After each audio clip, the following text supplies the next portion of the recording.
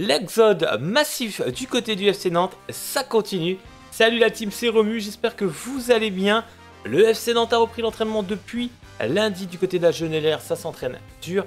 Et nous, on reprend du compte sa chaîne dès cette semaine, évidemment. Suite à mon déménagement, j'ai dû m'arrêter quelques jours.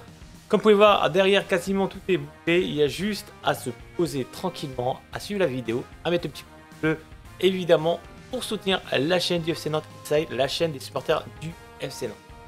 Les amis, le mercato de Nantes, il s'est passé tellement de choses, on en parle tout de suite. Du coup, du côté des transferts, les amis, la fin de Moses Simon qui est parti du côté du Paris FC. La fin de notre légende Nicolas Pallois derrière notre numéro 4 qui sera toujours affiché ici. Et Nico Pallois est parti du côté de Reims qui devrait évoluer soit en Ligue 2, soit en Ligue 1, tout dépend de la DNCG concernant l'Olympique lyonnais. Du côté des départs encore, Pedro Chirivella, notre capitaine, est parti du côté de la Grèce. Pour moi, bon débarras. Je vais être peut-être dur avec Pedro, mais pour moi, Pedro il aurait dû partir 1 à 2 saisons. Je trouvais qu'il était plus performant dans l'équipe de Nantes depuis 2 saisons. Je avais du mal, je trouvais qu'il ralentissait, perte de balles, etc. Bref, je suis bien content qu'il est parti. Il a fait des belles choses à Nantes, mais la fin, je ne l'ai pas trouvé non plus incroyable. Manque d'investissement, je trouvais. Et apparemment, même en interne, c'est un peu compliqué à gérer. Le cas Pedro Chirivella, donc bonne situation, Nantes l'a plutôt bien fourgué du côté de la Grèce. Le prochain joueur qui est parti, je suis un peu déçu, c'est Douglas Augusto, les amis. Vente de Douglas Augusto, pour moi, un des meilleurs joueurs de Nantes la saison dernière. Nantes l'a plutôt bien vendu aussi sur l'ensemble du mercato. De toute façon, Nantes l'a plutôt bien fait. Je suis même étonné. Nantes vend bien ses joueurs enfin. Et au moins, ils partent pas tous gratuitement. Du coup, Douglas Augusto, les amis, est parti. C'est un coup dur parce que je pensais que Nantes aurait pu s'appuyer sur lui dans le jeu de Luis Castro. Je le voyais bien rentrer dans cette rotation avec les milieux de terrain à 3. Du coup, perte d'un joueur qu'on connaissait plutôt intéressant, excuse-moi, qui était des saisons régulières du côté de Nantes. Du coup, Pedro est parti, Douglas est parti. Ça fait quand même cadre du milieu de terrain. On va voir un petit peu comment ça va s'orienter la saison prochaine, même si on savait que Coquelin, lui, avait prolongé du côté de Nantes. Nouvelle saison. Du côté encore des départs, c'est tout récent. Hein. Ça y est, Marcus Coco aussi, le petit coup de balai. 6 ans, Marcus Coco du côté de Nantes. On retiendra beaucoup de blessures. Quelques bons matchs en tant que piston droit, mais dans l'ensemble, honnêtement, j'ai trouvé ça très faiblard du côté du FC Nantes. Et un autre dékeeper également du côté du FC Nantes. Je suis désolé avec le terme Moulet, mais ça fait longtemps qu'il aurait dû partir. C'est Florent Moulet, voilà, Florent Moulet, les amis, qui était au placard depuis quand même pas mal de temps. Et on le mettait dans le groupe pour prendre une place, entre guillemets, de Florent Mollet, mais il servait à rien, il ne rentrait jamais, il ne jouait plus. Bonne suite également à ces joueurs-là, j'ai rien contre eux, mais il fallait aussi casser ce cycle de boulet de Nantes. Du coup, les départs sont terminés. En termes de prêt, par contre, il y a Marlon Gomez qui a fait il y a 2 ans une bonne campagne du côté de la Houston, a été prêté du côté du Mans. Je trouve ça plutôt cool. J'espère que ça fera un peu comme Yacine Benatab qui a fait un prêt du côté de Ban plutôt très intéressant et qui a du coup intégré le groupe pro dès cette année. J'espère que voilà, Marlon Gomez c'est un joueur que je trouve plutôt intéressant. Et si un prêt en national ou en Ligue 2 ça aurait peut être l'élément, on va dire, qui permet de le faire évoluer, bah, c'est ce qu'il faut faire. Nantes l'a plutôt fait parce qu'ils l'ont envoyé au Mans. Donc super content pour ce joueur qui va retrouver du temps de jeu suite à une blessure l'année dernière. Du côté des arrivées, parce que oui, Nantes ne fait pas que vendre, faire des joueurs gratuitement. Nantes va chercher des joueurs libres. Et oui, Alexis Merbech, gardien de la réserve de Metz, vraiment jeune joueur prometteur. Metz ne l'a pas gardé. Lui, je pense qu'il ne peut pas forcément rester. Du coup, il est parti du côté de Nantes. Il a signé chez nous. Et un gardien en plus. Je vois pas trop l'intérêt d'avoir des gardiens en plus, sachant que tu sais qu'aujourd'hui, à l'heure actuelle, tu as encore quand même Alban et tu as également Anthony Lopez qui devrait, en tout cas Lopez devrait rester à Nantes, Alban entre guillemets, parce que pourquoi pas un comeback de Alban du côté de Nantes. Même si je pense que la cassure a été là, qu'Alban l'a très mal vécu. Je dis pourquoi pas si avec Luis Castro il arrive à le convaincre de rester. C'est quand même un gros salaire du club. Ce serait bien s'il part, mais en même temps, ça reste un gardien avec un gros potentiel. Alban ou Anthony dans les buts. En vrai, il y a 2 gardiens qui sont capables de faire de très belles choses. Donc, à voir le choix de Castro. Est-ce que Nantes arrivera aussi à le vendre aussi? Parce que le marché des gardiens, on sait que c'est assez compliqué. Donc, à voir comment ça va se passer pour le dossier Alban Lafont. Du côté d'une autre arrivée, c'est Uros Radakovic, si je prononce bien. C'est un Serbe de 31 ans qui arrive libre, si je ne me trompe pas. Il était en fin de contrat, il n'a pas été repris par son club. Apparemment, ce que j'ai pu voir un petit peu sur les réseaux sociaux, surtout sur X, c'était bon débarras le boulet dans l'ensemble. Donc du coup, les supporters n'étaient pas forcément en tristesse de voir ce joueur partir. Joueur qui fait beaucoup de fautes, qui prend beaucoup de cartons. Luis Castro le voulait apparemment, donc à voir s'il va être en tant que titulaire du côté de Nantes ou en tant que joueur de rotation, un peu comme Palois devait l'être. Maintenant, je suis un peu sceptique sur ce joueur parce que j'ai pas la sensation que c'est un joueur qui a potentiellement le niveau de la Ligue 1. Même dans la conférence de presse qu'on fera notre vidéo évidemment de YouTube pour décrire tout ça, on sent pas forcément, on sent plutôt le pari que le joueur expérimenté qui va être capable de créer vraiment une ossature défensive, parce que l'année dernière Nantes a pris quand même beaucoup de buts.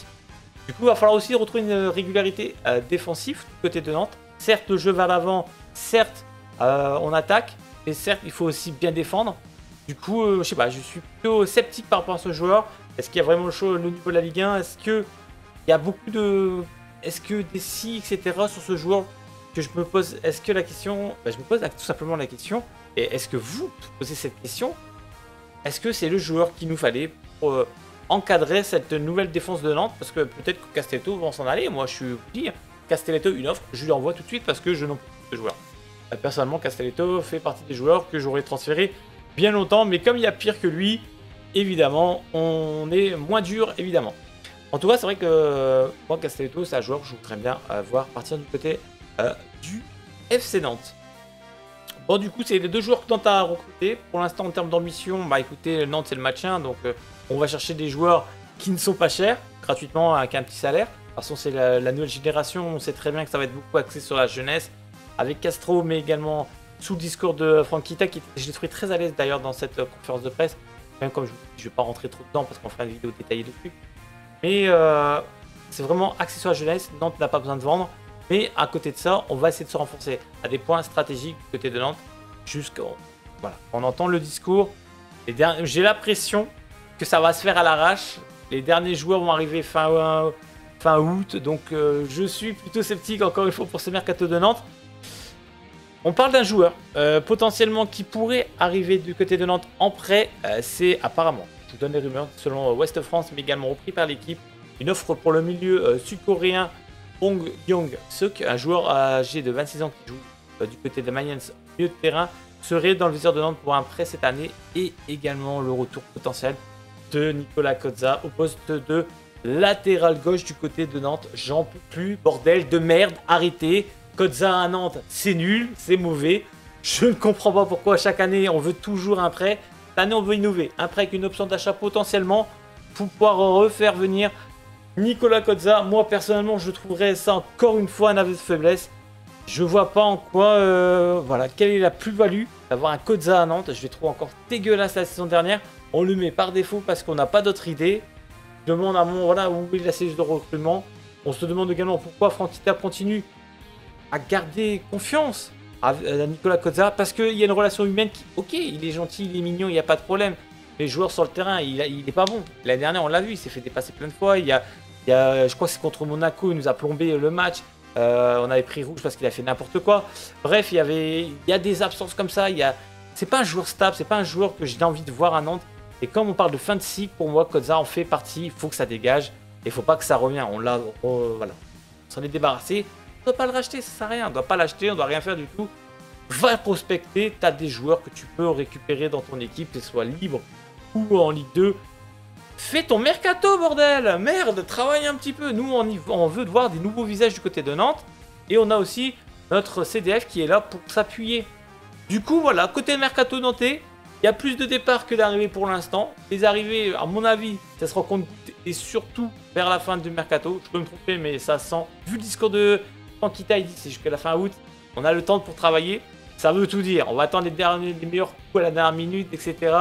Si on peut prendre 1, 2, 3, 4 joueurs, les rajouter à Nantes, ce sera bien. À voir comment ça va se dérouler. En tout cas, côté nantais, je peux dire cette année, je suis plutôt content en termes de dégraissage. C'est bien parce qu'on n'a pas forcément vendu à perdre. Pedro, je trouve qu'on l'a plutôt bien vendu. Simon, on l'a bien vendu à la fin de son contrat, en un an de fin de la contrat, ouais, c'est ça. Douglas Augusto, on l'a bien vendu. Après, on s'est débarrassé des poupées. Nico Palois est parti libre. Bon, après Nico Palois, après tous les services qu'il a rendus côté de Nantes. Et voilà, je pense que si Nantes aurait voulu plonger, il serait encore resté côté de Nantes. Maintenant, c'était un choix de la direction, c'est un choix de Valère, mais quitte à recruter Radakovic, je regardais Nico Palois. Personnellement, c'est pas moi qui fais l'effectif, c'est pas moi qui fera la feuille de match. On sera là pour le suivre évidemment et pour commenter les rencontres de l'année.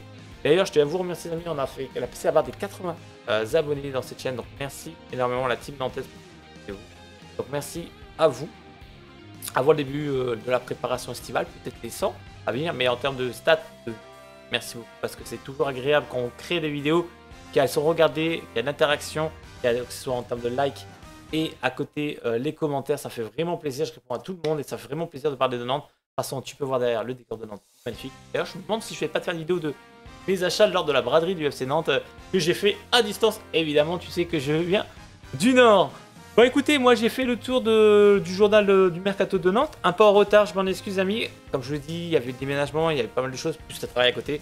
Là j'ai quelques jours de vacances, je vais pouvoir profiter un petit peu pour faire des vidéos, pour donner mon avis et pour un petit peu de peps à cette chaîne qui est le début de quelque chose d'incroyable. Voilà. On va faire pas mal de choses sur cette chaîne là, sans se rendre malade, sans se partir à droite, à gauche, non. On sait à quoi on sait, tu viens chercher le actu de Mercato et les live matchs, c'est largement suffisant. Et moi, je suis très content, je prends beaucoup de plaisir à être face caméra et à te parler. Donc merci à toi, objectif évidemment les 100 pour pourquoi pas le premier match de pré-reprise des matchs, la tournée estivale du FC Nantes, ce sera contre Laval. J'espère qu'il sera diffusable, comme ça je pourrai vous le commenter dans l'intégralité, évidemment.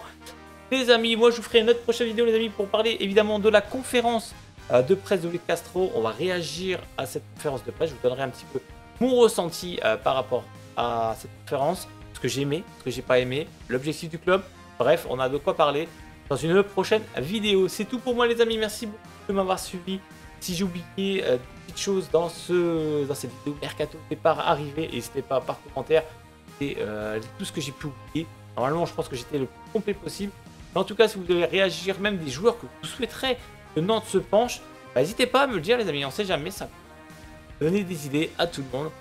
L'équipe de Nantes, comment tu la vois la saison prochaine, ton équipe type. Allez, c'est tout pour moi et je vous laisse là. Et allez Nantes, évidemment. Allez, bye bye.